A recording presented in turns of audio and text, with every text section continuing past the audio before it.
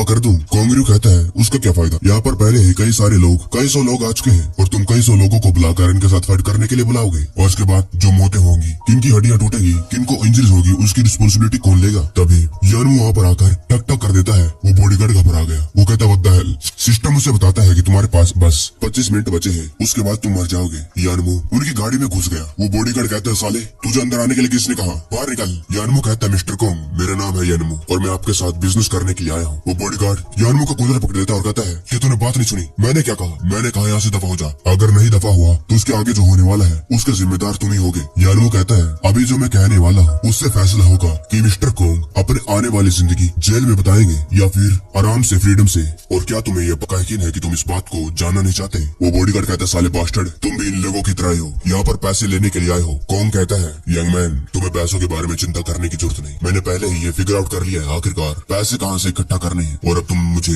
Force नहीं कर सकते हो कुछ भी करने के लिए। यानमू कहता है मिस्टर कोंग, आपने लगता है गलत समझ लिया, मैं तो यहाँ पर बल्कि आपको पैसे देने के लिए आया हूँ। मिस्टर कोंग शॉक हो गया। वो कहते क्या, तुम्हारा क्या मतलब। यानमू कहता है इसका मतलब है कि मैं आपकी मदद करूंगा इस फाइनेंशियल लॉस को रिकवर करने के लिए, यहाँ तक कि जो वेजेस है उनको भी भरने में मैं आपकी मदद करूंगा। लेकिन मैं इस फिडेलिटी प्रॉपर्टीज को खरीदने वाला हूँ और इस प्रॉपर्टीज का मालिक मैं होऊंगा। कौन कहता है यंग मैन, क्या तुम्हें मालूम भी है आखिरकार इस प्रोजेक्ट का इकोनॉमिक लॉस कितना बड़ा है। एक इक्वेशन को तो भूल ही जाओ, अगर तुम्हें ये जो वर्कर्स है इनकी तनख्वाह भी देनी पड़ गई तुम्हारे पूरे खानदान बिक जाएंगे। यानमू कहता है मेरे पास इतना टाइम नहीं है तुम्हारे साथ स्पेंड करने के लिए, एक नंबर कहो, सीधी बात, नो बकवास। सिस्टम उसे बताता है कि सिर्फ तुम्हारे पास 10 मिनट बाकी रह गए हैं। कौन कहता है अच्छा ऐसी बात है, बिना 50 मिलियन के इस फिडेलिटी रियल एस्टेट ग्रुप को खरीदने के बारे में तो भूल ही जाना। इतने सारे पैसे सुनने के बाद यानमू के गाल से एक पसीने की बूंद पकने लगी। लेकिन यानमू कहता है बस 50 मिलियन ठीक है। वो कौन गुस्से में चिल्लाता है साले ब्रैट, अब तक तेरे बाल नहीं हुए हैं और तेरी इतनी हिम्मत यहाँ पर आकर बोल रहा है 50 मिलियन थोड़े से हैं, लीबाओ इसको बाहर फेंक दो।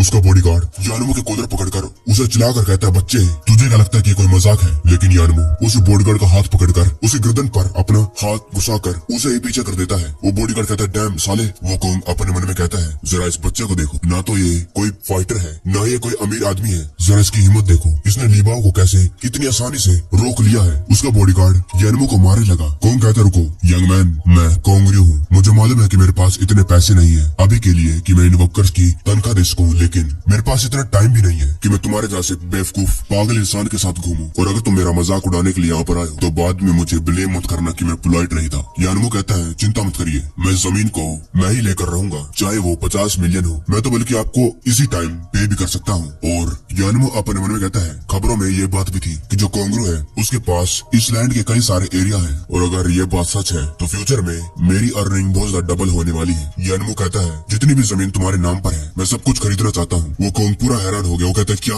यंग मैन, क्या तुम यहाँ पर मुझे बेवकूफ बनाने के लिए तो नहीं आए। कोंग अपने मन में कहता है अगर मैं इम्पल्सिव नहीं होता तो मैं पहले ही इतने सारे जो जमीन है उनको अपने हाथों से जाने नहीं देता, और अगर ये सच्ची में इतनी सारी जमीन को खरीद सकता है तो अभी यही मेरी बेस्ट चॉइस है, मैं अभी अर्जेंट नीड में हूँ। यानमू कहता है मिस्टर कोंग आपको क्या लगता है कि मैं मजाक कर रहा हूँ, ज्यादा मत सोचिए, बस प्राइस कहिए। सिस्टम उसे बताता है कि सिर्फ 5 मिनट बाकी रह गए हैं। वो कोंग कहता है क्या तुम सीरियस हो। वो बॉडीगार्ड भी अपने मन में सोचता है क्या ये बच्चा पागल है, क्या इसको मालूम नहीं है कि एरिया की जमीन के प्राइसेस कितनी तेजी से नीचे गिर रहे हैं, लेकिन कोई तैयार है इस जमीन को हाई प्राइस पर खरीदने के लिए, क्या ये पागल तो नहीं। सिस्टम बताता है कि सिर्फ 3 मिनट ही बाकी रह गए हैं और जल्द ही होस्ट के 5 सेंसेस गायब हो जाएंगे। यानमू का सर दर्द करने लगा। यानमू कहता है आपने इसके बारे में क्या सोचा मिस्टर कोंग, जल्दी करिए। यानमू अपने मन में कहता है अगर ये जल्दी नहीं करेगा तो ये सिस्टम मुझे तुरंत इस स्पॉट पर मार देगा। कोंगरू उसका बहुत ज्यादा कर्जा है और वो जल्दी से जल्दी इस फिडेलिटी प्रॉपर्टीज को बेचना चाहता है कैसे भी करके, और उसी प्रॉपर्टी को मैं खरीदना चाहता हूँ। कौन कहता है 20 मिलियन, अगर तुम मुझे 20 मिलियन ला कर दे सकते हो तो मैं इमीडिएटली जो ये जमीन है तुम्हारे नाम कर दूंगा। यानमू अपना सर पकड़ देता है। वो सोचता है आखिरकार ये क्या कह रहा है, मैं सुन क्यों नहीं पा रहा, क्या मेरी हियरिंग की सेंस चली गई। यानमू कहता है क्यों ना हम डायरेक्टली साइन करने के लिए चले, मैं अभी जल्दी में हूँ। यानमू अपने मन में कहता है जिस तरीके से इसने मुंह बनाया, इसका जो होठों का जेस्चर था, इसे लगता है कि इसने 20 मिलियन कहा। कौन कहता है लिबाओ जल्दी जाओ और जो ट्रांसफर वाले प्रोसीजर्स हैं उन्हें जल्दी से कंप्लीट करो मिस्टर यान के साथ। सिस्टम बताता है मिशन को कंप्लीट करने के लिए बस अब 10 सेकंड रह गए हैं और 10 सेकंड बाद जो होस्ट है वो मर जाएगा। जो यानमू का विजन था वो भी धीरे धीरे करके सेकंड पर सेकंड कम होता जा रहा था। यानमू सोचता है शायद मैं इस कॉन्ट्रैक्ट को साइन कर पाऊंगा। 7, 6, 5 यानमू अपने कार्ड से उस ट्रांजैक्शन को कंप्लीट कर देता है। बस 3 सेकंड बाकी थे। यानमू सोचता है सिस्टम ने ये लिखा कि टाइम खत्म हो गया, इसका मतलब शायद मैंने इस टास्क को कंप्लीट कर दिया, लेकिन मुझे ऐसा क्यों फील हो रहा है जैसे कि मेरी सारी की सारी एनर्जी गायब हो रही है। अभी तो मेरी जिंदगी शुरू हुई थी और मैं एकदम से यहाँ पर ऐसे कैसे मर सकता हूँ। सिस्टम यानमो को कांग्रेचुलेशन कहता है कि उसने अपना फर्स्ट टास्क कंप्लीट कर लिया है और रिवार्ड के रूप में उसे मिलते हैं 10 सर्वाइवल पॉइंट और उसका प्राइमरी सिस्टम मोल खुल गया है। यानमो अपने मन में कहता है लकीली मैंने कर दिखाया। सिस्टम उसे बताता है कि तुम्हें सर्वाइवल पॉइंट मिलेंगे टास्क को कंप्लीट करने के बाद और तुम्हारे हर एक दिन का एक सर्वाइवल पॉइंट इस्तेमाल हो जाएगा तुम्हें जिंदा रखने के लिए। जितने ज्यादा तुम्हारे सर्वाइवल पॉइंट होंगे उतनी ही तुम्हारी फिजिकल कंडीशन होगी और इन पॉइंट्स का इस्तेमाल करके तुम सिस्टम मॉल से आइटम भी खरीद सकते हो। तभी एकदम से बाहर जो वर्कर खड़े थे उनमें से कोई ईंट फेंक देता है और वो जाकर सीधा उनकी गाड़ी से टकरा जाती है। वो लोग चिल्ला रहे थे अगर अब की बार आज हमें पैसे नहीं मिलेंगे तो हम तुम्हें यहाँ से जाने नहीं देंगे। वो लोग चिल्ला रहे थे हम इसको जाने नहीं दे सकते हैं, अगर ये चला गया तो हम इसको कहाँ पर ढूंढेंगे। उसका बॉडीगार्ड कहता है मिस्टर कोंग आपको चोट तो नहीं आई, अब इसके बारे में क्या ख्याल है, क्यों ना मैं कुछ लोगों को कांटेक्ट करूं ताकि हम आपको यहाँ से सेफली ले जा सके। कोंग कहता है मिस्टर यान क्या आपने ये देखा। यान कहता है अब जो पैसे हैं आपके अकाउंट में ट्रांसफर हो चुके हैं तो आप डायरेक्टली इनकी सैलरी इनको भेज सकते हैं। यान मुंह अपने मन में कहता है मेरी बॉडी धीरे धीरे करके रिकवर हो रही है लेकिन बस 13 सर्वाइवल पॉइंट्स, इसका मतलब मैं बस 13 दिन के लिए और जिंदा रह सकता हूँ और मुझे नहीं मालूम सिस्टम का अगला टास्क कब आएगा। मुझे कोई ना कोई तरीका तो ढूंढना होगा ताकि मैं ये सर्वाइवल पॉइंट्स को अर्न कर सकूं। कौन कहता है जैसे कि मिस्टर यान ने कहा सभी लोगों को कहो जो बाहर खड़े हैं कि आज रात तक उनको उनके पैसे मिल जाएंगे। बॉडीगार्ड कहता है ठीक है। वो गाड़ी का शीशा खोलता है, ऊपर से वो चिल्ला कर कहता है सभी लोग ध्यान से सुनो, अभी के लिए आप लोग जाइए, बॉस ने कह दिया है कि आपकी जो सैलरी है आज रात तक आपको मिल जाएगी। वो वर्कर्स आपस में बात करने लगे सच्ची में जो सैलरी 6 महीने से रुकी हुई है आज रात तक मिल जाएगी। नेवर माइंड, क्यों ना हम इनको एक चांस दे ही दें। एनीवे ये लोग कहाँ पर भाग कर जा सकते हैं। सभी लोग चलो वापस चलो, अगर आज रात पैसे नहीं मिले तो सभी के सभी लोग आज रात यहीं पर आ जाएंगे। बॉडीगार्ड कहता है सब कुछ खत्म हो गया मिस्टर कॉन्ग, अब हम क्या करें। कॉन्ग कहता है पहले तो कंपनी में चलो, हम मिस्टर यान को प्लान दिखाते हैं, ये है फिडेलिटी बिल्डिंग। कॉन्ग कहता है मिस्टर यान ये प्लानिंग बुक हमारी प्रीवियसली। यानमू उसकी बात को बीच में ही रोक देता है। यानमू कहता है प्लान की कोई जरूरत नहीं, जिस जिस जगह पर मैंने ये सर्कल मार्क करा है यहाँ पर कुछ भी बिल्डिंग नहीं बननी चाहिए और इस जगह को जाकर तुरंत खरीद लो। और तो और कौन कहता है वो मिस्टर यान इस जगह को आपने मार्क करा है ये लोकेशन है एक जगह की जो ईस्ट में है और ये बहुत ज्यादा रिमोट एरिया है और यहाँ का जो जमीन है तो पहले ये अबेंडेड हो चुका है और बहुत ज्यादा सस्ता है लेकिन उसके अंदर कोई भी वैल्यू नहीं है, बेकार है और कोई भी लोग इसको लेना नहीं चाहते। यहाँ तक जो चिड़िया है यहाँ पर शिट करने के भी नहीं आती, इतनी बेकार जगह है यहाँ पर। यान कहता है तुम इसके बारे में चिंता करने की जरूरत नहीं, जो मैंने कहा है बस वही करो। यानमू अपने मन में कहता है आने वाले कुछ सालों में यहाँ पर बनेंगे नए स्कूल्स और वो परफेक्ट है बिल्डिंग कमर्शियल एरिया के लिए। यानमू कहता है इस जमीन को खरीदने के बाद ये जरूरी है कि हम यहाँ पर एक लार्ज शॉपिंग मॉल बनाएं, खास करके जिसके अंदर रेस्टोरेंट हो, एक स्नैक स्ट्रीट, एक बुक स्टोर और एक क्विक होटल। जो डेकोरेशन है वो नई और यूनिक होनी चाहिए और मैं कंस्ट्रक्शन टीम को ढूंढने का टास्क तुम्हारे ऊपर डालता हूँ। जल्दबाजी करने की जरूरत नहीं, हमें स्टेबल वर्कर्स चाहिए लेकिन क्वालिटी ऊपर होनी चाहिए। कौन कहता है आप चिंता मत करिए मिस्टर यान, मैं इसे संभाल लूंगा। यानमू कौन के कंधे पर हाथ रखता है, वो कहता है चिंता मत करो, बस मुझे फॉलो करते रहो और मैं तुम्हें पुअरली ट्रीट नहीं करूंगा,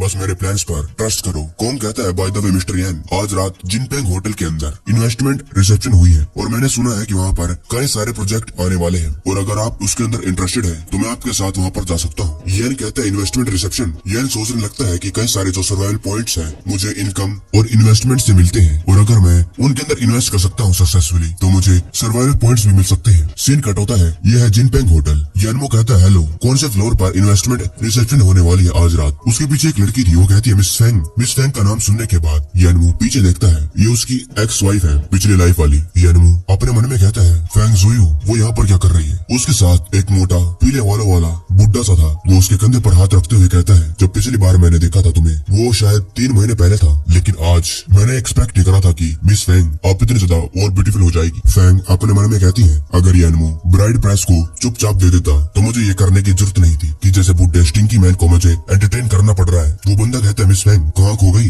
तभी उसकी नजर पड़ती है यानमू पर। यानमू भी उसको देखता है लेकिन कुछ कहता नहीं। फेंग उसे देखने के बाद थोड़ी सी शौक हो गई, जिसके बाद उसके साथ में जो खड़ा था वो अपने मन में कहता है क्या इसका मतलब ये बच्चा और ये एक दूसरे को पहले जानते हैं। यानमू अपने मन में कहता है मैंने कुछ दिनों पहले ही तो इसके साथ ब्रेकअप किया था लेकिन ये ऐसे ड्रेस पहनकर किसी और के साथ फॉरगेट इट, ये नन ऑफ माय बिजनेस है। जब वो जा रहा था वो बंदा जानबूझकर यानमू से टकरा गया। यानमू कहता है ये तुम क्या कर रहे हो। वो कहता है और तुम क्या कर रहे हो, तुम रास्ते के बीच में खड़े हो रास्ता ब्लॉक करके। यंग मैन क्या तुम्हें मालूम है ये जगह कौन सी है और ये जगह तुम्हारे तुम्हारे जैसे गरीब टीचर के लिए बिल्कुल भी नहीं है। यानमू कहता है और तुम भी यहाँ पर ऐसे ड्रेस पहन कर आए हो, ये तुम्हारी चॉइस है और मैं यहाँ पर है मेरी चॉइस की वजह से आया हूँ। वो और ज्यादा गुस्से में जाता हूँ, कहता लिटिल ब्रैट तेरी इतनी हिम्मत, तुझे मालूम भी है मैं कौन हूँ, तेरी इतनी हिम्मत मेरी गर्ल के सामने मुझसे फाइट करने की कोशिश कर रहा है। यानमू कहता है तुम्हारा इसके साथ क्या रिलेशनशिप है। फैंग कहती है तुम्हें इसे कुछ लेना देना नहीं। वो कहता है बच्चे सुना, तुम्हारे साथ इतनी ज्यादा ब्यूटीफुल लड़की को चेस करना चाहते थे, सपने ही देखते रहो। यानमू अपने मन में कहता है मैंने सोचा था जो रियल फैंग है वो एक सिंपल और काइंड लड़की है, लेकिन लगता है मैंने गलत सोचा था। फॉरगेट इट, मैंने पहले इसके साथ रिश्ता तोड़ दिया है और मेरा इसके साथ कुछ भी लेना देना नहीं है। यानमू 14 फ्लोर पर पहुंच जाता है जहाँ पर इन्वेस्टमेंट रिसेप्शन हो रहा था। सिस्टम उसे एक टास्क दे देता है, होस्ट आपको इन्वेस्ट करना है और आज रात एक बिजनेस को साइन करना है और रिवार्ड में मिलेंगे आपको 10 सर्वाइवल पॉइंट। यान कहता है ये कोई आसान नहीं होने वाला है किसी बिजनेस को साइन करना, क्योंकि यहाँ पर जो कोंग है उसने पहले ही अपनी रिसर्च कर रखी है। यहाँ पर कई सारी कंपनीज आई है जो बहुत ज्यादा सक्सेसफुल है, जिनकी जेबों में अंधा पैसा है। तभी एक बॉडीगार्ड कहता है रुक जाओ, यहाँ पर तुम्हारे जैसे मक्खी की कोई जरूरत नहीं। क्या तुम्हें मालूम भी है ये जगह कौन सी है? यहाँ पर स्ट्रेंजर्स अलाउड नहीं है। यानमू कहता है मुझे मालूम है, ये इन्वेस्टमेंट रिसेप्शन है। वो बॉडीगार्ड कहता है अच्छा तो तुम्हें मालूम है ये इन्वेस्टमेंट रिसेप्शन है, तो क्या तुम्हें मालूम है अंदर वो लोग कौन है? वो सारे सारे बिग बॉसेस है और वो लोग आसानी से हजारों मिलियन ऑफर कर सकते हैं और तुम इतने क्वालिफाइड भी हो कि तुम अंदर जा सकते हो। यानमू कहता है मैं यहाँ पर कॉर्पोरेट इन्वेस्टमेंट को देखने के लिए आया हूँ, मैं भी इन्वेस्ट करूंगा, समझे? दूसरा सिक्योरिटी गार्ड कहता है आखिरकार किस प्रकार का बॉस ऐसे कपड़े पहनता है? सॉरी ये कोई हाउस कीपिंग सर्विस नहीं है, जाओ यहाँ से दफा हो जाओ, यहाँ पर ज्यादा तमाशा खड़ा मत करो। यानमू अपने मन में कहता है क्या ये लोग मेरे कपड़ों की वजह से मुझे जज कर रहे हैं? तब एक सिक्योरिटी गार्ड वो कहता है वेलकम मिस्टर मा, और ये वो बंदा है जो फैंग के साथ था और वो चिढ़ाने वाली टोन में कहता है हे ये तो वही छोटा ब्रदर है जो हमें नीचे मिला था, तुम हमारा पीछा कर रहे हो? सिक्योरिटी गार्ड कहता है आपने सही कहा मिस्टर मा, लगता है इस बच्चे को मालूम नहीं कि ये कहाँ पर आ गया है और इसकी औकात, और हमें ये भी लगता है कि इसको ह्यूमन लैंग्वेज आती नहीं। हमने इसको कितनी बार कहने की कोशिश करी कि ये यहाँ पर नहीं आ सकता है, यहाँ से चले जाए, लेकिन ये कहता है कि यहाँ पर इन्वेस्टमेंट करने के लिए आया है। वो मिस्टर मा जोर जोर से हंसने लगा, वो कहता है इन्वेस्टमेंट, अभी तो तुम्हारी उम्र पैसे कमाने की है, जाओ जाओ कहीं पर नौकरी करो, पैसा इकट्ठा करने के बाद इन्वेस्टमेंट करना। पहले तो ये सोचो कि उतने सारे पैसे कमाए कैसे। इन्वेस्टमेंट करना चाहता है पहले जाकर कहीं पर नौकरी कर, पैसा कमा और जाकर अपने ये कपड़े हैं इनको बदल, इससे बढ़िया है किसी के जाकर यहाँ पर चपरासी की नौकरी कर ले, यहाँ पर बेइज्जती करवाने से तो अच्छा ही है। यंग मैन एटीट्यूड रखना अच्छी बात है, लेकिन तुझे अपनी औकात और जगह का अंदाजा रखना चाहिए, जैसे कि चेजिंग वुमेन। इतना सारा एटीट्यूड रखने का क्या फायदा? तुम्हारे पास तुम्हारे साइड में कैपिटल भी तो होना चाहिए, पैसा, और मेरे साइड में है वुमेन, और ये वो चीजें हैं जिन्हें तुम्हारे जैसे लोग पाने के लिए सपना देखते हैं। यानमू उसकी बात पर ध्यान न देते हुए वहाँ से अंदर जाने लगा, लेकिन वो बॉडीगार्ड फिर से सामने आ जाता है। वो कहता है मैं तुम्हें पहले बता दिया है कि तुम अंदर नहीं जा सकते, तुम्हारा दिमाग खराब है। तभी जो मिस्टर मा था उसकी नजर कहीं पर पड़ती है, वो कहता है ओ ब्रदर कौन यहाँ पर है, बड़ा वक्त हो चुका है। जो वो चला जाता है तो यानमू फैंग को कहता है क्या तुम ये सब कुछ पैसे के लिए कर रही हो? फैंग कहती है इसका तुम्हारे साथ कुछ लेना देना नहीं है, अपने काम से काम रखो। यानमू कहता है क्या पैसा इतना ज्यादा इम्पोर्टेंट है कि तुम पैसे के लिए किसी को भी फॉलो कर लोगी? कि तुम्हारी बॉडी ये वर्थ करती है कि तुम ऐसे कपड़े पहनो? ऐसा करो। फैंग अपना मुंह दूसरी तरफ कर लेती है और उसे कुछ कहती नहीं। यानमू भी वहाँ से जाने लगा और वहीं दूसरी तरफ वो मिस्टर मा हंसते हुए कहता है ब्रदर कौन, मैंने सुना है कि आपकी कंपनी को किसी वैल्यूएबल पर्सन ने खरीद लिया है, उन्होंने जो पिछला वाला लॉस था उसे भी रोक दिया है और इस कंपनी को बढ़िया डायरेक्शन में ले जा रहा है। सुनकर अच्छा लगा, आपको कांग्रेचुलेशन। कौन कहता है ये बात सच है, मैं लकी था और मैं सो भी नहीं पाता था क्योंकि मुझे बहुत ज्यादा चिंता थी अपने कर्जों के बारे में, लेकिन मुझे नहीं मालूम था कि कुछ ही मिनटों में वो सब कुछ पलट जाएगा। मिस्टर मा आपका बिजनेस कैसे चल रहा है आजकल? वो कहता है नहीं, पूरी की पूरी कंपनी कुछ अच्छा नहीं कर रही है, मेरे पास ब्रदर कोंग जैसा गुड लक नहीं है। ब्रदर कोंग हमेशा से हमारा एक अच्छा रिलेशनशिप रहा है, देखो जरा क्या आप भी थोड़ी सी मेरी मदद कर सकते हो अपने भाई की? मुझे उस नोबल मैन, उस अच्छे इंसान से मिलाकर जिसने आपकी मदद करी। कौन कहता है मिस्टर यान, कौन कहता है मिस्टर मा मुझे कुछ काम आ गया है, हम बाद में बात करते हैं। वो यान के पास जाता है, वो कहता है मिस्टर यान। मिस्टर मा अपने मन में कहता है ये कौन को क्या हुआ और इस बच्चे को मिस्टर क्यों कह रहा है? फैंग अपने मन में कहती है यानमू तो बस एक छोटा सा एम्प्लॉय है जो कुछ ज्यादा खास बढ़िया काम भी नहीं करता, आखिरकार बिग बॉस उसको मिस्टर यान कैसे कह सकते हैं? मिस्टर मा कहता है ब्रदर कौन, लगता है आप कंफ्यूज हो गए हैं, आप एक बच्चे को बॉस कैसे कह सकते हैं? कौन कहता है मिस्टर मा तुम एक बुक को कवर की वजह से जज नहीं कर सकते? मिस्टर यान हमारी फिडेलिटी के आपसे बिग बॉस है। मिस्टर मा कहते हैं क्या तुम कह रहे हो कि यही है वो जिसने उस कंपनी को खरीदा है और अब उसका ओनर है? कौन कहता हाँ यही है मिस्टर यान हमारी कंपनी के। मिस्टर मा फिर यान के पास जाता है, वो कहता है हमें जो बात करी थी उसे दिल पर नहीं लेना चाहिए लिटिल ब्रदर। नहीं मिस्टर यान मुझे सच में आपकी आइडेंटिटी के बारे में मालूम नहीं था, अभी पता चला, इसलिए आप ऑफेंडेड मत होइए। यानमू कहता है मिस्टर कौन यहाँ पर टाइम वेस्ट नहीं करना चाहिए, अंदर चलते हैं। मिस्टर मा घबरा गया। वो कहता है आज जो भी हुआ वो सब कुछ मेरी गलती है। अपोलॉजी के रूप में आप जो भी कोई ऑर्डर दीजिए, मैं वादा करता हूँ मैं उसको पूरा करूंगा। और मैं मिस्टर यान आपको एक मील पर इन्वाइट करता हूँ इन्वेस्टेड मीटिंग के बाद। यान वो कहता है तुम माडोंग हो है ना? वो कहता है हाँ मैं हूँ। यान वो कहता है दफा हो जा। जिसके बाद वो पीछे रह गया। वो अपने मन में कहता है damn little son of a bitch, थोड़ी सी इज्जत क्या दे दी, फिर भी तू साला शेमलेस है। तुझे क्या सच्ची में लगता है कि तू तो